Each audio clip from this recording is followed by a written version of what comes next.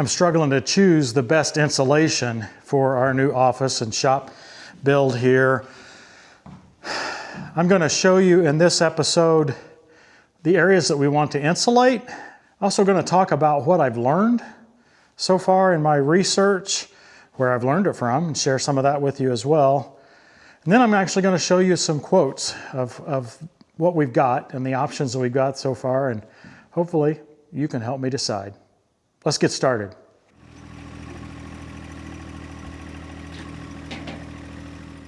The walls in the office are 3.5 inches deep. They're 2x4 walls. We want to do both the exterior walls, that's the front and the back of this office. And then in this closet area here, we're gonna have a furnace right behind this wall. We're gonna put rock wool, I think, at least a good sound deadening insulation all along that wall that goes back that way, as well as this front one and on around here. There's going to be a good bit of noise in there because of the furnace, and Christy really wants that noise to not be out here in the main office area where she's trying to work. You know, I'm not ever trying to work, but where she tries to work. The walls here in the shop are deeper, you know, so we could put deeper insulation if we were using fiberglass or something that needed that depth of 5 3/8 or 5.5 inch deep in between the girts. There will be girts on the inside and steel wall sheathing over the most of this. So if we use foam, that's more than enough room. So we'll see which way we go on that. Check out my new attic access door.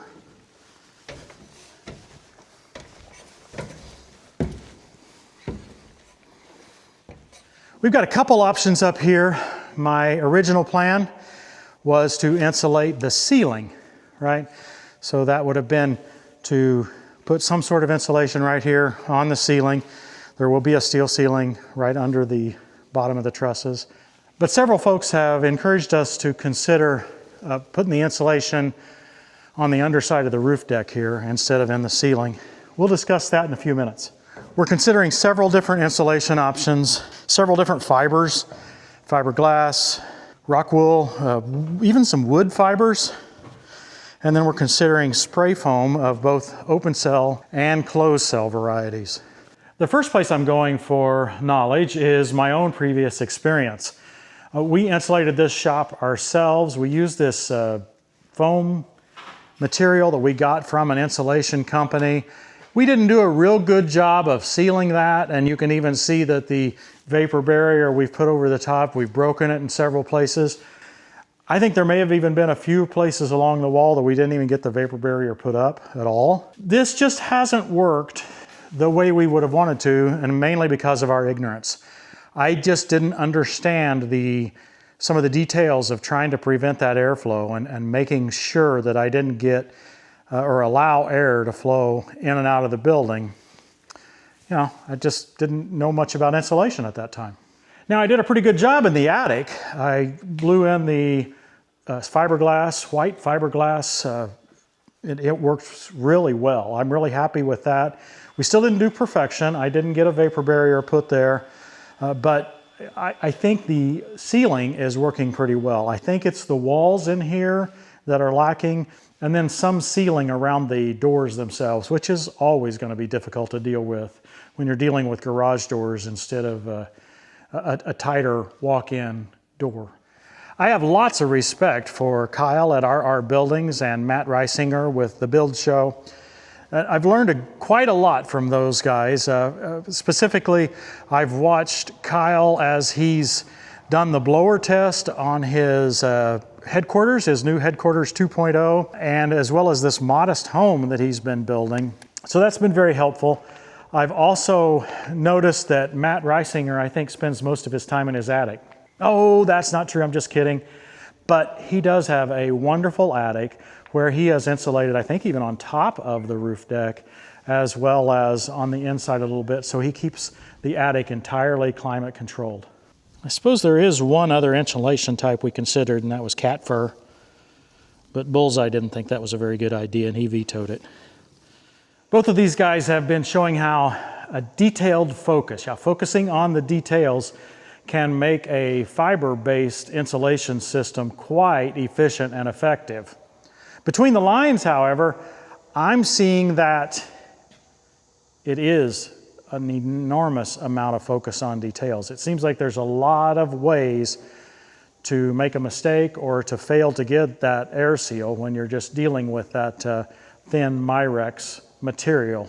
Even if the contractor's really good, and even if I'm doing my best as I'm wiring or inserting other things in the wall, I'm just not sure that I can focus with the amount of detail that they're showing in these videos. And so I'm nervous that I will have air leaks there. For example, one of Matt's videos shows that a contractor is using multi-layer sealing where all the electrical wires are run below the Mirex. In that example, which you can see here, it looks like there are flat 2x6s on 16-inch centers under double-stacked flat 2x4s on roughly 4-foot centers running crossways. Then the Mirex, and then the trusses above that. That's lots of wood, which I don't want to buy, and I don't necessarily want hanging from the trusses from a weight standpoint. And then when I'm looking at it from the attic side, I see that every single pipe has to be meticulously sealed around that Mirex. I'm just not sure I or my contractor are going to have the patience for that.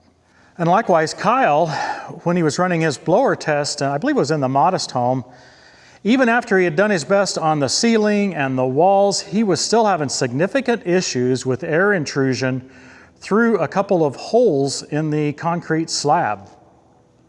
Now, I'm sure he figured out a way to fix that, but yeah, that's going to be hard to get all of those.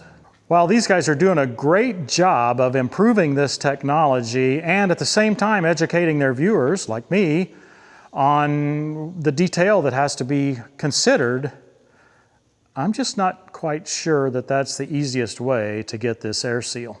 Spray foam seems to solve all of these issues just by the way it's applied, right? You shoot it out there and then it expands and fills in all of those crevices and cracks, just doesn't leave any way for air to penetrate through that.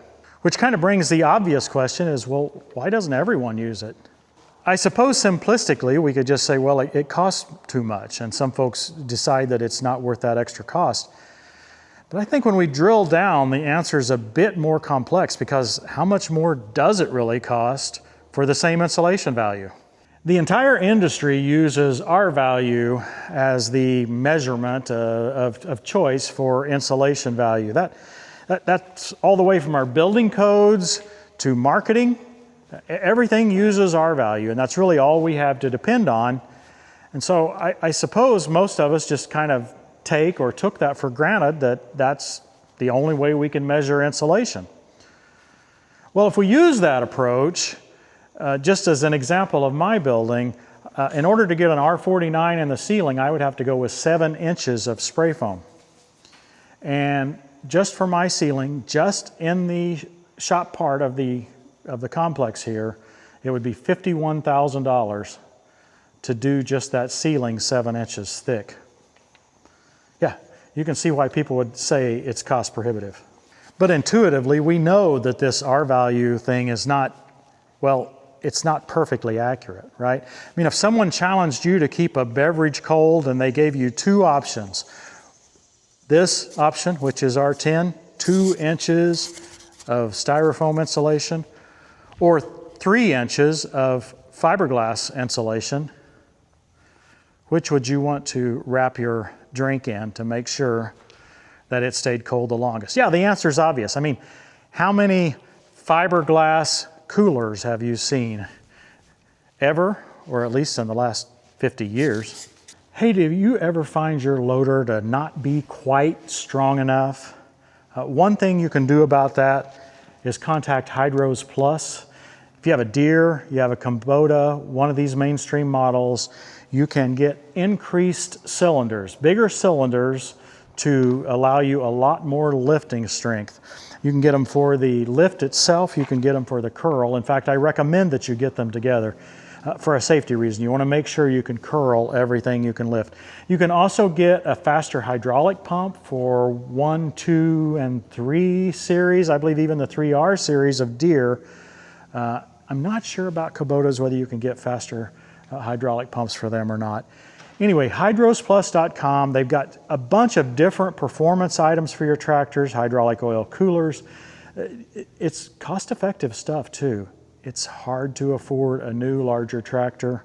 You can get a nice upgrade at hydrosplus.com. Use code TTWT for 5% off. So I started digging around on that topic on YouTube, this whole R-value thing. And I found Spray Jones. Now that's a channel that it's not nearly as popular as the other two, but he is passionate about spray foam. And he really helped me understand this better. He explained, which I should have remembered from physics, although that's been a long time ago for me. There are three methods for heat transfer or heat loss. There's conduction, there's convection, and there's radiation. Conduction is heat transfer from directly touching something, right? And that's what R value measures, only conduction.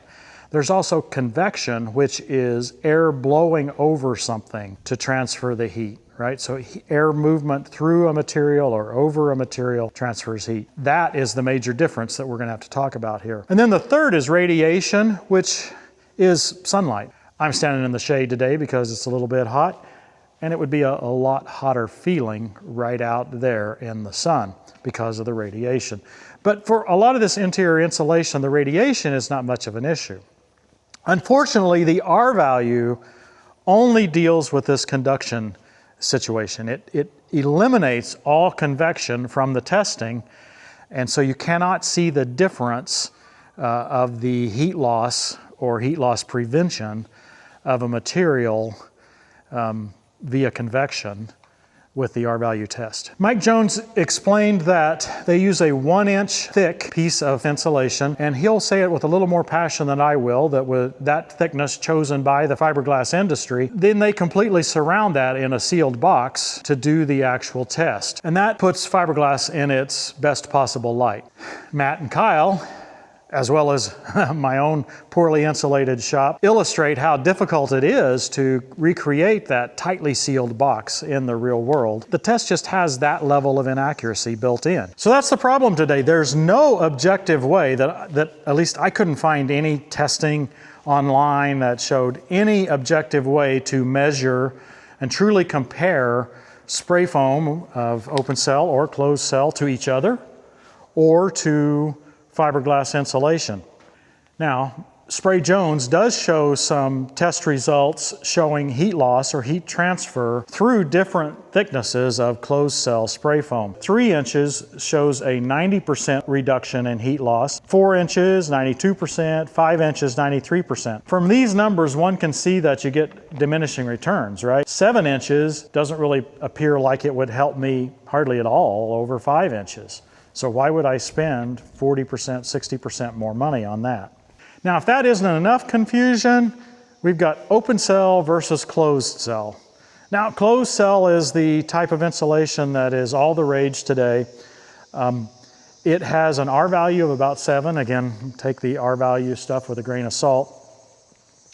It's an excellent vapor barrier on its own, so you don't need to put plastic on the inside or worry about water really getting through it. It is going to keep water from entering the insulation itself as well as going through the insulation. It's also a good structural help for your building. So just putting closed cell insulation on the walls and in the ceiling, or actually preferred in the roof deck, is really going to help with structural issues on your building itself. And what I've heard anecdotally is buildings in the same neighborhood where there's a strong wind, the roof is blown off of those that does not have closed cell on the roof deck, whereas the ones with closed cell stays right there and stays solid. There's a lot of discussion of that online. I hear even locally some people talking about the structural qualities of closed cell insulation. Now, open cell insulation has about half the R value, still does a good job of keeping air from going through, but does not keep water from going through. So it's not a vapor barrier, but it does have similar heat loss prevention or reduction to the closed cell cousin, I guess. It is softer and it doesn't have as positive of structural help. In fact, I don't know if it's really much of a help from a structural standpoint at all, but it's a lot cheaper. And so we're left with a difficult comparison. We know that our value is not a perfect comparison, so can we even compare the insulating value of open cell to closed cell? I don't know how to do that. I know you're wanting to see the quotes and you're wondering why I'm talking so much before that. Well, this is all part of making sense of the quotes and making sense of the difficulty that I have deciding. Yeah, it's not easy for me to make this decision, and we have one last thing to talk about, and that is the decision about, do I insulate the roof deck, underside of the roof deck, or do I insulate the ceiling? Now, what both Matt and Kyle say is that it's important to keep your HVAC ductwork in the conditioned space. So I have a couple of choices. I can either do the roof deck instead of the ceiling, or I can try to come up with some ideas to keep my ductwork inside of the conditioned space, either by reducing my headroom in the building or by some other creative ideas that I may show you in a later episode. Now, the downside to doing the underside of the roof deck is that you have to heat that entire space. And in my case, that space is totally useless. I'm not going to try to store anything up there. It's just too hard to get to. And I just don't see any point in heating that space. Now, I had one guy try to convince me that it would actually cost me less to keep that space conditioned up there because I wouldn't have the up to 140-degree attic in the summertime. So he felt like that 140-degree attic right next to the conditioned ceiling was just asking too much for the insulation, that I would actually save money. But everyone else I've talked to has said that, yeah, it will cost more to heat it because you've got that extra cubic footage, that extra space that you're going to have to keep heated or cooled in the summertime. I think it's going to be a little worse than that because that's 29 feet high up there, if my calculations are right. And I'm only 18 foot to the eave. So I would think all the hottest air would want to go up there. Bullseye's been waiting patiently for the quotes, so here we are. And now you're walking off. I thought that's what you wanted. The first quote's relatively straightforward. This is an open cell quote, 3 inches in the walls and 5 inches in the ceiling. Open cell. Vapor barrier, I think, is included on with that as well. And then insulating and encapsulating my entire crawl space area. That quote's $33,500 or so, and about $5,000 of that is devoted to the crawl space area. The rest of it is the walls and the ceiling of the new facility. I had fully planned on going with this quote because I was quite convinced from some of the data that salesman showed. But I just keep getting pummeled in the comments section saying, that's just a horrible idea. And really, I cannot find anyone that will corroborate that particular salesman's pitch. Everybody else seems to indicate closed cell is the only way to go. Open cell is dated and risky and you can cause problems with it. Well, it's clear to me that you can see that problems can be caused by any type of insulation. If the vapor barrier is not proper or not in the right place. So yeah, I'm sure that we could search on the internet and find moldy looking insulation or walls of any type. So it's hard for me to put too much stock in some of that. On that topic, Britain had a bunch of information come out about spray foam where the insurance companies weren't going to cover it, and yeah, a big blow up over there. And everything I hear about that from sources that I trust just seem to think that was overrated and it was more of an installation issue than a problem with the product itself. So I reached out to another guy and I got a quote for closed cell insulation, 3 inches in the wall, which is maybe overkill from what I'm seeing. Just in the walls was $18,860. 2 inches in the crawl space, all the exterior walls of the crawl space was at $5,000, the same as the open cell, believe it or not. And 5 inches on the ceiling, yeah, hang on to your hats, $36,000.